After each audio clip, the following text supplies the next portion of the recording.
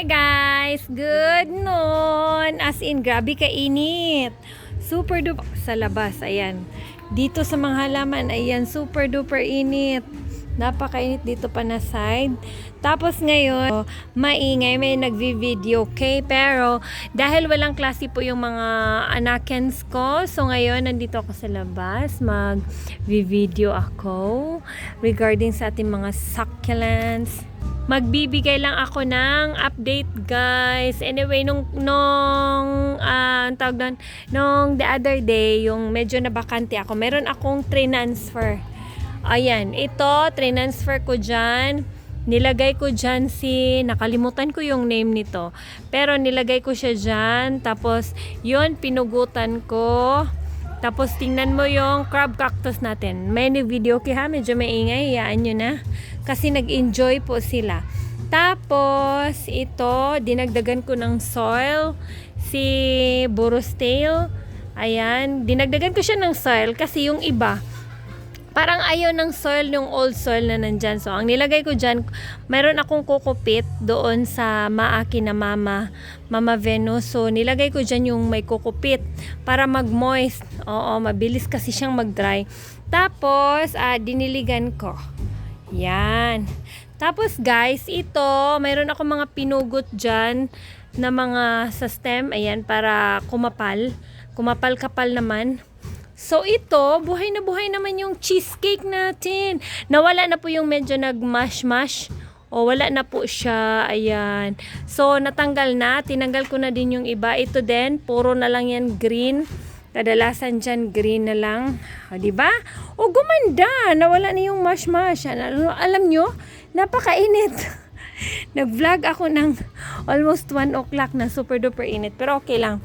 Tapos ito, mayroon ako mga pinugot dyan. Tapos nilagay ko para kumapal. Ayan. Pinatong ko lang. Galing pa kami sa school. Exam lang kasi kaya half day lang. Tapos ito, ayan. Tapos ito, ang ganda. Tingnan nyo. O diba? Gwapa kaayo siya. Si Milako. Gwapa kaayo. Tapos ito din. Si Pink. Ito talaga si party dress. Nainitan naman siya dito na side. Tapos super dry ng soil niya. Tingnan nyo. Ayan. Kailangan niya ng kuhaan ng mga patay na dahon. Ayan. Nainitan siya dyan. Pag nagkuha ako, kinakalkal ko lang siya. Ayan o. Mga ganito. So, ganyan. Ganyan lang. Kuot-kuot lang. Maya na lang. Pag lumaki to as in super duper laki, ang ganda siguro. Asa? Wait lang ha. Uy, dili na mainom dong. Init na kayo, siraduin na sakinan. Tapos alam nyo, gusto kong mag-vlog ng mga purple delight kasi ang gaganda ng color. Kaso lang ang init talaga, hindi ko kaya. Tapos mayroon akong mga pinugot dito na side. Yan. Yung mga pinugutan pala natin, nagtubo na sila ha. So, yung dyan, may mga maliliit. Okay na. Nagpugot ako dito. Yan oh. So, ang lalaki kasi ng stem, gusto ko sanang pugutan, pero wala pa akong clay pots na ganyan. So, hinayaan ko na lang siya. Tapos, alam nyo, ayan oh, di ba? Ang ganda-ganda ng ating ghost plant. Grabe. Grabe sila sa initan, guys. Ito si ghost plant. Ang kapal talaga ng dahon. Malaking pot po yan. Diyan lang siya. Simula nung transfer ko, grabe yung ano niya, yung pag ano niya, pag asenso ng mukha. Tapos ito, pinugutan ko. Ayan, oh, tingnan nyo. Yung nagpugot tayo. Yung pinugot natin dyan, nilagay ko dito na area. Wait lang. Saan na yun na pot? Ito. Ayan, o diba? So, may tumubo doon at the same time, mayroon tayong naitanim dito. So, ang ganda. Tapos, ito na pala yung mukha ni Tinkerbell. O, diba, medyo makikita mo yung soil dati. Pero ngayon, ang makikita mo na dyan, yung pot na puno na ng Tinkerbell. Ayan, mga purple delights natin. Meron akong mga inisa-isa. Ayan, yan na stem. Pinugutan ko po yan. Isa lang. Tapos yung the rest, wala na akong ginawa. Tapos, Asan pa yun? Ito, this one. Nagpugot ako kagabi. Nainis kasi ako, kaya alam nyo bakit ako nagpugot. Nainis ako, ang tataas ng stem, ang ganda niya pugutan, nainis ako para kumapal. Ganyan ako pag nakahawak na ng gunting. So kagaya nito, medyo may mga lege-lege na portion, so kailangan ko siyang pugutan para kumapal siya. Tingnan nyo good dyan. Counting tiis lang dito, mga 2 months. Magiging okay na din yan. Hindi ko na siya sinilong kasi kaya naman niya yung init dito at hangin. Tapos, ayan, ang laki na ng champagne. Ang bilis. 'Di ba? Ito, ang ganda na din ng RZ. Dito din may pinugot ako, yung matataas lang. Ayan, para medyo kumapal. Tapos, ito yung RZ. So far, okay naman si RZ. May butong pala kami, ayan. Butong po yan from Buwan ng Wika. So, dinala ko dito.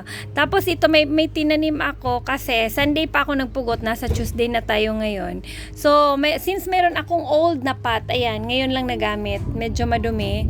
Tapos, ito lang kasi yung exposed na sa labas. Tas kaya medyo makulay talaga yung this one niya kasi nakaveran siya. So ayan yung naitanim ko. Marami pa akong hindi naitanim. Ayan, this one. Ayan. Kung may store lang ako, binibenta ko na to. Oo, binenta ko na to yung ganito ng 20 pesos siguro. O di ba?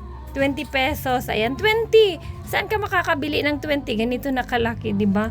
So, marami akong napugot. Actually, yan. Medyo, ito kasi, pinugot ko dun sa hanging plant na super taas na ng stem.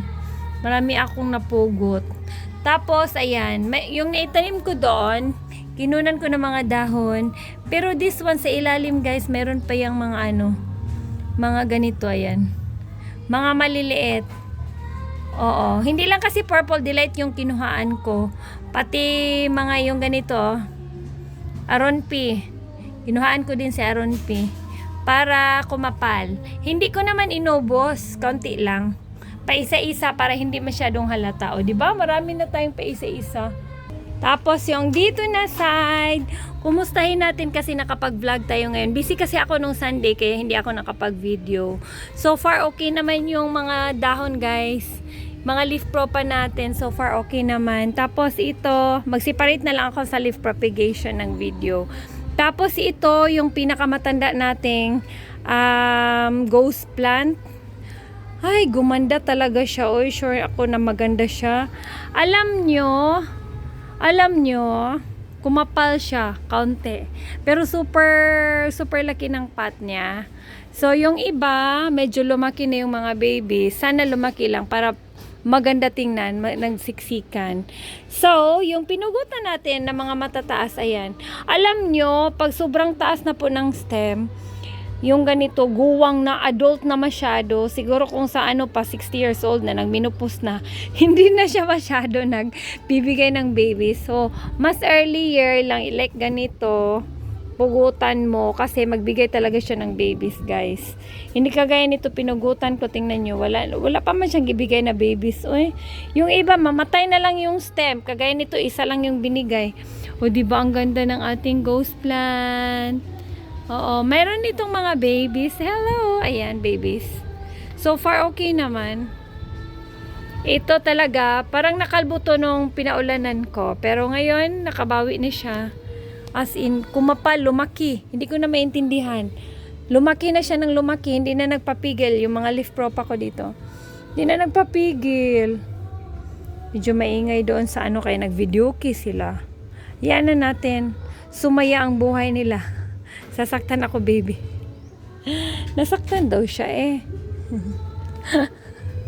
Pastilan. Ako ang gituyok-tuyok ang ang pot. Bapa kaayo atong moonstone. This is moonstone. Basta moonstone yan. Alam nyo na yung moonstone. Tapos, hello. Ito, medyo dumami po siya. Diba, kaunti lang to dati. Tapos yung mga babies, tingnan nyo, mga leaf propa dyan. Oh, tingnan nyo. Diba, te? Okay, guys, hanggang dito na lang ang guys, ang video ko. So, update ako later pag may time, mag-update din ako ng mga succulents ko. Siguro hanging plant, i-update ko kayo sa mga hanging plant natin, kung ano nang nangyari. Kasi talagang lumaki po sila. Kagaya nito as in. Oh, kumapal talaga si ghost plant. So hanggang dito na lang po yung update ko. So thank you so much for watching, guys.